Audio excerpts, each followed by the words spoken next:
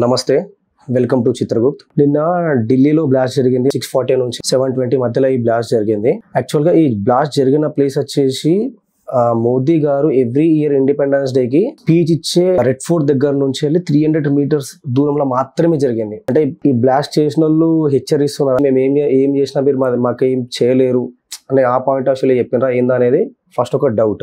And ఆ place ని ఎంచుకోవడానికి రీజన్ కూడా ఏంది అని అంటే అక్కడ ఈ టైమింగ్ కూడా ఎట్లున్నది అంటే ఆ ప్లేస్ లో ఆ టైంలో రద్దీ ఎక్కువ ఉండడం, జనాలు ఎక్కువ ఉండడం, షాపింగ్ చేయడం కానీ, నడుచుకుంటూ పోయే వాళ్ళు కానీ, ట్రాఫిక్ ఏరియా, మన పక్కనే సిగ్నల్, ఇదంతా చూస్తుంటే ఇది ఇండియాకి హెచ్చరించినట్టు ఒక పాయింట్ ఆఫ్ వ్యూ లాగా అనిపిస్తున్నారు. ఇంకోటి, ఈ బ్లాస్ట్ అనేది ఇప్పుడు ఇండియా ఛాలెంజ్ లాగా తీసుకోవాలన్నా, అసలు ఈ బ్లాస్ట్ చేసింది ఎవరు, అది ఇప్పటి వరకు అయితే ఇంకా బయటకు రాలేదు. National investigation agencies already try చేస్తున్నాయి. ఈ బ్లాస్ట్ కి సంబంధించిన బ్యాక్గ్రౌండ్ లో ఎవరు ఉన్నారు, పాకిస్తాన్ ఉందా, ఐఎస్ఐ ఉన్నదా, లేకపోతే ఇంకెవరెవరు ఉన్నారు అనేది ఆల్రెడీ హోంమంత్రి అమిత్ షా గారు అండ్ మన ఇన్వెస్టిగేషన్ ఏజెన్సీస్ ఆల్రెడీ ప్రాసెస్ పైన ఉన్నాయి. ఈ బ్లాస్ట్ జరగడం వల్ల 11 మంది అయితే స్పాట్ డెడ్ అయిపోయినారు. ఇంకా 30+ మెంబర్స్ ఏమో ఇంజూర్ అయిపోయి ఉన్నారు, హాస్పిటలైజ్ అయిపోయినారు. ఎవ్రీ టైం ఒకటి జరుగుతుంది ఏంటంటే అటాక్ అయిపోయిన తర్వాత టెర్రరిస్ట్ ఆర్గనైజేషన్ అయినా కానీ, పాకిస్తాన్ ఎవరు చేసినా కానీ మేము ఇది చేసినాం బ్లాస్ట్ అని చెప్పేసి ఒప్పుకుంటుండే. ఇంతవరకు ఏ ఆర్గనైజేషన్, ఏ టెర్రరిస్ట్ ఆర్గనైజేషన్ ఈ బ్లాస్ట్ చేసింది మేమే అని చెప్పేసి దమ్ముతో ఒప్పుకుంటలేవు. ఎందుకు ఒప్పుకుంటలేవు అని అంటే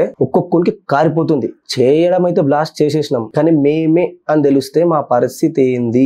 ఈ భయం ఎందుకు పుట్టిందంటే ఆపరేషన్ సింధూర్ ఊచ కోత కూర్చున్నట్టు కూసేసింది ఒక్కొక్కళ్ళ టెర్రరిస్ట్ క్యాంపులను. అలా ఎయిర్ బేస్లు ఇచ్చి పడేసారు, వాళ్ళ టెర్రరిస్ట్ క్యాంపులు పడేసిండ్రు ఒక్కొక్కరికి. సో ఆ ఆపరేషన్ సింధూర్ టైంలో మనం పాకిస్తాన్ మీద చేసిన వారికి ఏం చేయాలో అర్థం కాక లాస్ట్ కాళ్ళ బేరానికి వచ్చి కాళ్ళు మొక్కి కూర్చుండి, అయ్యా ప్లీజ్ మాతో కాదు, మా దగ్గర అన్ని వెపన్స్ లేవు అని మొక్కితే మనోళ్ళు జాలి చూపించి సీజ్ ఫైర్ చేసిండ్రు. చేసినప్పుడు మోడీ గారు ఒక మాట చెప్పిండు, ఇన్ కేస్ ఏ కంట్రీ అయినా ఇండియా మీద అటాక్ ప్లాన్ చేస్తే చేసిన అది వార్ ఆఫ్ యాక్ట్ కింద పోతుంది. అంటే మీరు పుల్లతో గెలిగితే బద్దలు భాషంగాల మా యాక్షన్ ఉంటది, ఈసారి వార్నింగ్స్ అనేటివి ఇవ్వము, సీదా వారే అని చెప్పింది. దాని వల్ల ఈ ఇన్సిడెంట్ ఎవడైతే చేసిండో, ఈ బ్లాస్ట్ ఎవడైతే చేసిండో అది గుర్తుంచుకొని ఇప్పుడు ఎవరు బయటకు వచ్చి మేమే చేసినామని చెప్తలేరు. కానీ పక్క అందరికి ఒక డౌట్ అవుతున్నది, ఇది పాకిస్తాన్ వాళ్ళు చేసిందే అని చెప్పేసి. అయితే ఈ మధ్యలో మనం ఆపరేషన్ సింధు సీజ్ ఫైర్ చేసింది వాళ్ళు అడుక్కున్నారు కాబట్టి చలో పోనీ వీళ్ళతోనేంద్రా కొట్లాడేది అని చెప్పేసి మనం సీజ్ ఫైర్ చేసినాం. కానీ దీన్ని ట్రంప్ నేనే సీజ్ ఫైర్ చేయించిన, నోబెల్ ప్రైజ్ కోసం నేనే చేయించిన సంకలు గుద్దుకున్నాడు. తర్వాత మన ఆపోజిషన్స్ వాళ్ళందరూ మోడీ పైన రేజ్ అవ్వడు, బీజేపీ పైన రేజ్ అవ్వడు స్టార్ట్ అయింది. కానీ మోడీ గారు క్లియర్ గా చెప్పేసిండ్రు పార్లమెంట్ లోకి, ఈ ఆపరేషన్ సింధూర్ సీజ్ ఫైర్ చేసింది వాళ్ళు అడుక్కున్నారు కాబట్టి మేం చేసినాం, అది ఎవ్వరు పెద్ద మనుషులు వచ్చి దీంట్లో ఇన్వాల్వ్ అవ్వలేదు, ఎవ్వరు వచ్చి మాకేం చెప్పలేదు, మేమే చేసినాము, మేమే స్టాండ్ తీసుకున్నాం దాని మీద అని చెప్పేసి క్లియర్ కట్ గా ఓపెన్ అప్ అయిపోయారు. సరే, ఇది ఒకవేళ పాకిస్తానే చేసింది అని అనుకుందాం సపోజ్, అలాకి ఈ భూమి మీద బతికే రైట్ లేదు. ఇంకా అరే కాళ్ళు మొక్కి ఏడుస్తే సరే అని చెప్పేసి ఆపరేషన్ సింధూర్ లో వదిలేసినాం. కానీ ఈసారి మాత్రం వదిలేదు ఉండదు. ఇన్ కేస్ వాళ్ళు మాత్రం చేసిండ్రు అని తెలిస్తే ఆపరేషన్ సింధూర్ 2.0 ఊచ కోతనే ఉంటది. వరల్డ్ మ్యాప్ లా పాకిస్తాన్ ఇక నాకు తెలిసి ఆల్మోస్ట్ కనబడదు. ఇంకా అది అయిపోయింది, దాని కథ అయిపోయింది అని ఫిక్స్ అయిపోవాలా, ఆ రేంజ్ లో ఉంటుంది ఈసారి మన ఆన్సర్. అయితే ఇది మాత్రం కంపల్సరీ తెలుసు, ఎందుకంటే ఈసారి అగ్రెసివ్ గా మామూలుగా లేరు.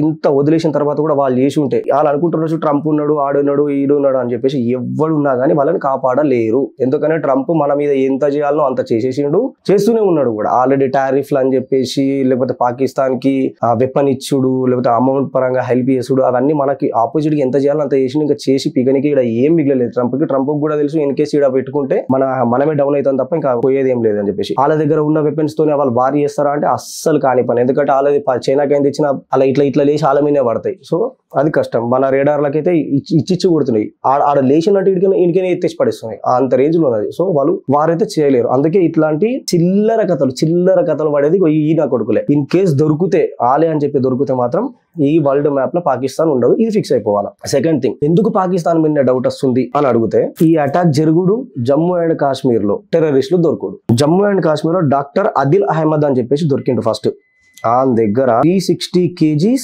బాంబు తయారు చేసే ఎక్స్ప్లోర్స్ అవి దొరికినాయి. దాంతో పాటు AK-47 గన్ను, అట్లాంటి ఇంకా వేరే గన్స్ కూడా దొరికినాయి.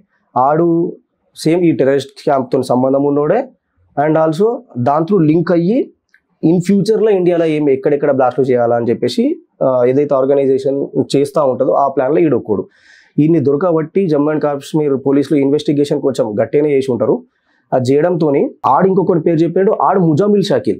ఆడు కూడా డాక్టరే. మళ్ళీ ఆడి దగ్గర 2900 kgs బాంబ్ ఎక్స్ప్లోర్ చేసే పౌడర్లు అవన్నీ దొరికినాయి. వీటితో పాటు వెపన్స్ కూడా, అడ్వాన్స్డ్ వెపన్స్ కూడా వాళ్ళ దగ్గర ఉన్నాయి. డాక్టర్లు కదా ట్రీట్మెంట్లు చేస్తారు, మనుషులు అది ఇది అని అనుకుంటున్నారు. ఇగో ఇట్లుంటారు ఈ పాకిస్తాన్ నా కొడుకులతో, ఇదే పంచాయతీ. ఇంకోటి, ఈడ దొరికిండ్రు ఇలా అయిపోయింది అని అనుకునే లోపల హైదరాబాద్లో మళ్ళీ ఒకడు దొరికాడు. మళ్ళా వాడు డాక్టరే, డాక్టర్ మొయినుద్దీన్ అహ్మద్. ఆడు రెజిన్ అని చెప్పేసి ఒక లిక్విడ్ తయారు చేస్తున్నాడు క్యాస్టర్ ఆయిల్ యూజ్ చేసి. అది ఎట్లా అంటే ఈ బాంబ్ బ్లాస్ట్లో కనీసం ఉరికి తప్పించుకునే చాయిస్ అన్న దొరుకుతుందేమో, పోయి పడితే కాళ్ళు చేతులు ఇరిగిపోయావు, అక్కడక్కడ పడతారచ్చు.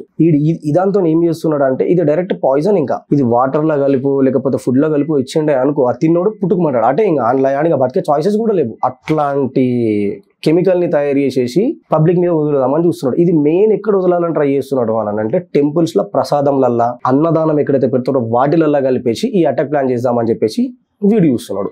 మళ్ళీ వీడు కూడా డాక్టరే. ఇప్పుడు నార్మల్ గా అందరూ ఏమనుకుంటారంటే డాక్టర్లు ఎందుకు చేస్తారు అబ్బా, డాక్టర్లు కొంచెం ఎడ్యుకేటెడ్ ఉంటారు కదా, వీళ్ళు అవ్వరేమో. అన్ఎడ్యుకేటెడ్ వాళ్ళు మాత్రమే కాదు, టెర్రరిస్ట్ క్యాంపులలో ఉండేటోళ్ళు ఇసుంటోళ్ళు కూడా ఉంటారు. అంత చదివిన తర్వాత కూడా వాళ్ళ బుద్ధి అట్లనే ఉంటుంది. ఎందుకంటే వాళ్ళకి పెంచుడు, నేర్పించుడు చిన్నప్పటి నుంచి నెత్తిలో అదే నింపినాక ఆడు ఇంకా దానికోసం తప్ప ఇంకా దేనికోసం పనిచేసేవాడు చేయలేడు. సో ఇగో మీరు దయచేసి మీకు ఒక రిక్వెస్ట్ ఏంటంటే, మీరు హాస్పిటల్కి వెళ్తున్నప్పుడు వాడు డాక్టర్ ఏసుంటోడు ఎక్కడి నుంచి వచ్చేయండు, వాడి బ్యాక్గ్రౌండ్ ఏంది ఎంక్వైరీ చేసుకున్న తర్వాతనే పోతే బెటర్. ఇసుంటోళ్ళను ఒకవేళ మీరు వాని మీద డౌట్ ఉన్నది అని అనిపిస్తే పోలీస్ స్టేషన్స్ కి దానికి దీనికి కాల్ చేసేసి అట్లీస్ట్ చెప్తే మనమన్నా సేఫ్ ఉంటాము. ఈ జమ్మూ కాశ్మీర్ లో దొరికిన వాళ్ళేమో జైసే మహమ్మద్ టెర్రరిస్ట్ ఆర్గనైజేషన్ కి సంబంధించిన వాళ్ళతో లింక్స్ ఉన్నాయి అని చెప్పేసి బయటకు వచ్చింది. ఇంకా వాళ్ళని ఇన్వెస్టిగేషన్ చేసి మరి ఏంది ఎట్లా అనేది ఇప్పుడు వాళ్ళు ఏం చేద్దాం అనుకునే ప్లాన్ కూడా త్వరలోనే బయటకు వచ్చేస్తుంది. ఈ హైదరాబాద్ లో దొరికినోడేమో ISKP అనే టెర్రరిస్ట్ ఆర్గనైజేషన్ కి సంబంధించిన వాళ్ళతో టైఅప్లు ఉండి లింకులు ఉండి వాళ్ళు చెప్తే ఇక్కడికి ఇన్ ఫ్యూచర్ ఇక్కడ బ్లాస్ట్ చేయాలా గిట్లా చేయాలని చెప్పేసి వాళ్ళతోని వీనికి సంబంధాలు. సో నేనేమంటున్నానంటే ఇప్పుడు ఈడ దొరికిన వాళ్ళు పాకిస్తాన్ కి సంబంధించిన టెర్రరిస్ట్ క్యాంపులకి కనెక్ట్ అయి ఉన్నోళ్ళు ఈడ బ్లాస్ట్ అవ్వడు. అండ్ ఆ బ్లాస్ట్ కార్ వచ్చేసి హుందాయ్ కార్ i10 i20 కార్ ఉన్నది, అది గ్యాస్ దే అని చెప్తున్నారు. ఇన్ కేస్ CNG గ్యాస్తో పేలుంటే ఇంకొకలాగా ఉంటుంది. కానీ ఈ పాకిస్తాన్ వల్లనే పేలింది అని క్లారిటీకి వచ్చేసిండ్రే అంటే ఇంకా అలా బద్దలు భాషంగాలు అప్పుడు మాత్రం 100% ఇది ఫిక్స్. ఎందుకంటే ఆపరేషన్ సింధూర్ అప్పుడే మనము సీజ్ ఫైర్ చేసినప్పుడే మోడీ గారు చెప్పేసిండ్రు యాక్ట్ ఆఫ్ వార్ అవుతుంది అని చెప్పేసి. సో ఈసారి యాక్ట్ ఆఫ్ వార్ అనేది వార్నింగ్ ఇవ్వకుండా దులిపి పడేసుడే. ఇది మాత్రం ఫిక్స్ అయిపోవాలా పాకిస్తాన్, గుర్తుంచుకోండి. ఎవరిపైన అనుమానం అనిపించినా, ఎవరైనా అనుమానంగా కనిపించినా ప్లీజ్ దయచేసి పోలీసులకి ఇన్ఫర్మేషన్ ఇవ్వండి. ఎందుకంటే మనం అనుకుంటున్నట్టు టెర్రరిస్టులు వీళ్ళంతా ఏదో అన్ఎడ్యుకేటెడ్ పీపుల్, డబ్బుల కోసం చేస్తున్నారు, పూర్ పీపుల్ అలానే మాత్రం ఉంటారని కాదు, ఈసుంటి కొడుకులు కూడా ఉంటారు. సో జాగ్రత్తగా ఉండండి ప్లీజ్, బీ సేఫ్ అండ్ చూస్తూనే ఉండండి చిత్రగుప్త్. Thank you.